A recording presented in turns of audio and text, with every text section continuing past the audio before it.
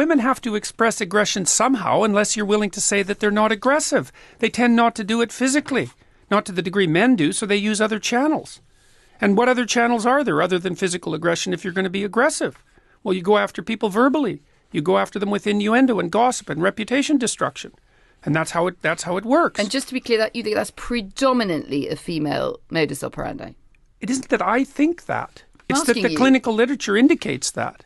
It isn't that I think it. Well, I'm not interviewing the clinical literature. I'm interviewing you. What do you think? Well, I'm a psychologist and a scientist, and I tend to base my opinions on what I've read in the broad, relevant clinical literature. I'm not making this stuff up.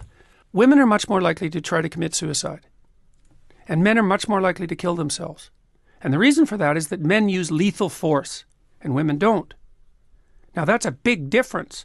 Okay, so then you say, well, women manifest aggression towards themselves and to others, but they don't use lethal force. They don't use physical force the same way men do. So they have to do it some other way. Why do they have to do something some other way? You can take your Hobbesian war against, so you're basically a Hobbesian. Life is war of all against all. Half and half. Half Hobbes, half Rousseau. That's why I'm not an ideologue. Because I don't think that people are good or evil. I think they're both.